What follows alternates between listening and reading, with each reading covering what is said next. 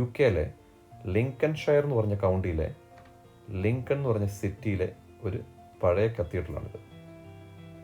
ഏകദേശം 1000 വർഷം പഴക്കമുള്ള ഒരു കത്തീഡ്രലാണ്. കഴിഞ്ഞ 1000 വർഷമായിട്ട് ഒരു ദിവസം പോലും പ്രാർത്ഥന മുടക്കിയിട്ടില്ലെന്നാണ് ഈ കത്തീഡ്രലിൻ്റെ ചുവരുകളിൽ നിന്ന് മനസ്സിലാക്കാൻ കഴിഞ്ഞത്. ഈ കത്തീഡ്രലിൻ്റെ പേര് ലിങ്കൺ കത്തീഡ്രൽ എന്നാണ്. ഇതിൻ്റെ പഴയ പേര് cathedral church of blessed virgin Mary of Lincoln.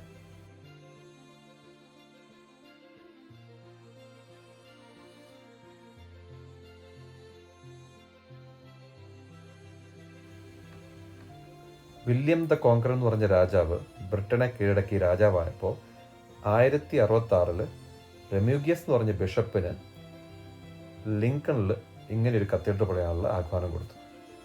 അങ്ങനെ ലിങ്കൺ കത്തീഡ്രലിലെ ആദ്യത്തെ ബിഷപ്പായ റെമ്യൂഗിയസ് ആണ് ഈ കത്തീഡ്രൽ പണിയാൻ തുടങ്ങിയത്.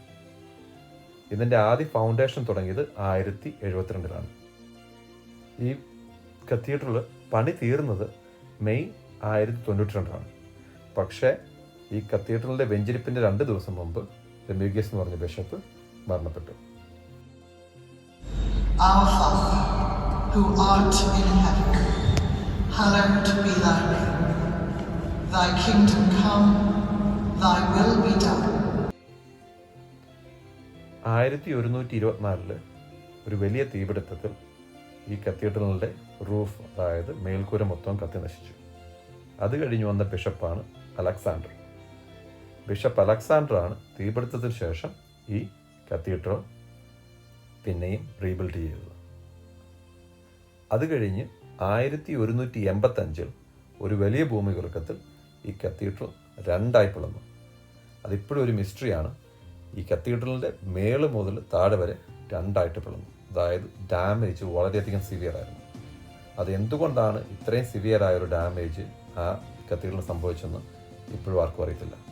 പക്ഷേ ഹിസ്റ്റോറിയൻസ് പറയുന്നത് ഈ ചർച്ച് എന്ന് പറയുന്നത് ആ സമയങ്ങളിൽ 1100 അല്ലെങ്കിൽ 1072 കാലഘട്ടങ്ങളിൽ ഇതുപോലത്തെ ഒരു ബിൽഡിംഗ് ഇല്ലായിരുന്നു. അപ്പോൾ ബിൽഡിങ്ങിൻ്റെ ഇതൊരു എക്സ്പെരിമെൻ്റൽ ബിൽഡിംഗ് പോലാണ് പണിത്. അപ്പോൾ അതിൻ്റെ ഒരു പോരായ്മയായിരിക്കാം, അല്ലെങ്കിൽ കൺസ്ട്രക്ഷൻ ഉണ്ടായ ഫോൾട്ട് കൊണ്ടായിരിക്കാം ഇത്രയും ഡാമേജ് സംഭവിച്ചെന്നാണ് ഹിസ്റ്റോറിയൻസ് പറയുന്നത്.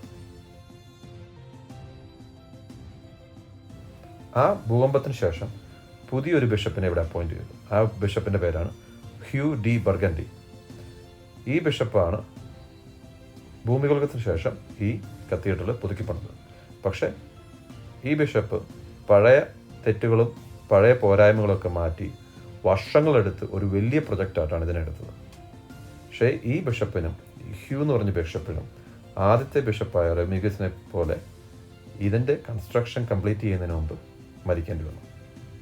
അദ്ദേഹം കൺസ്ട്രക്ഷൻ തീരുന്നതിന് മുമ്പ് മരിച്ചെങ്കിലും ആ ഹ്യൂ എന്ന് പറഞ്ഞ ബിഷപ്പിനെ ഈ കൺസ്ട്രക്ഷൻ തീരാത്ത കത്തീഡ്രലിൽ തന്നെയാണ് അടക്കിയത്.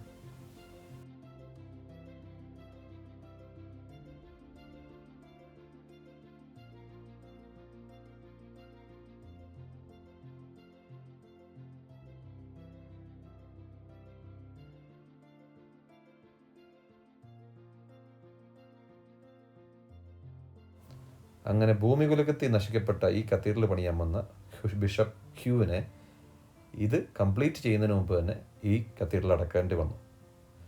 അങ്ങനെ ഈ ബിഷപ്പിനെ കാണാൻ പല രോഗികളും പല ആൾക്കാരും ഇവിടെ വരാൻ തുടങ്ങി.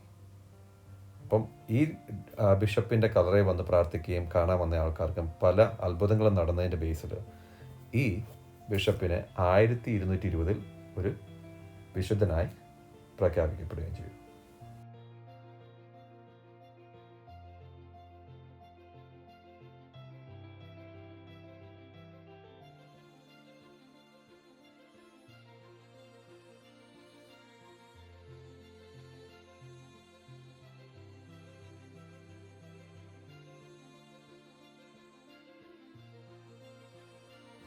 അങ്ങനെ ഓവർ ദി ഇയേഴ്സ് കുറേ നാളുകളെടുത്ത് ഈ കത്തീഡ്രലിൻ്റെ കംപ്ലീറ്റ് കൺസ്ട്രക്ഷൻ കഴിഞ്ഞപ്പോൾ 1311 ലോകത്തിലെ തന്നെ ഏറ്റവും പൊക്കം കൂടിയ ബിൽഡിങ്ങായി മാറി ഈ കത്തീഡ്രൽ.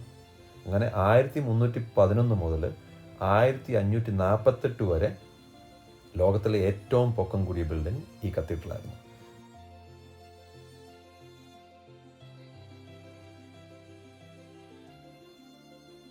ആ സമയത്ത് ഗാസയിലെ ഗ്രേറ്റ് പിരമിഡിനേക്കാളും പൊക്കമുണ്ടായിരുന്നു ഈ കത്തീഡ്രലിന്.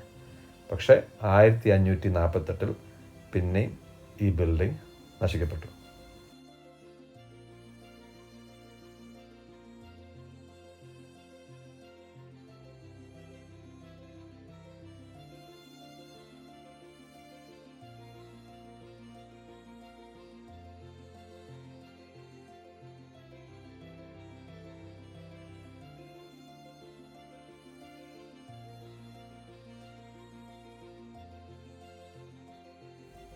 ലോകത്തിൽ തന്നെ ബാക്കിയുള്ള 4 മാഗ്ന കാർട്ടയിൽ ഒരെണ്ണം Lincoln പാലസിൽ ഇപ്പോഴുമുണ്ട്.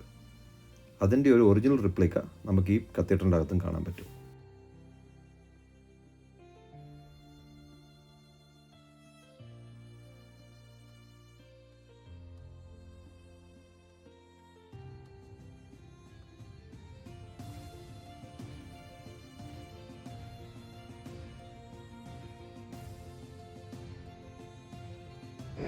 Which earth is given in willing hands of men, which will become for us the bread of life.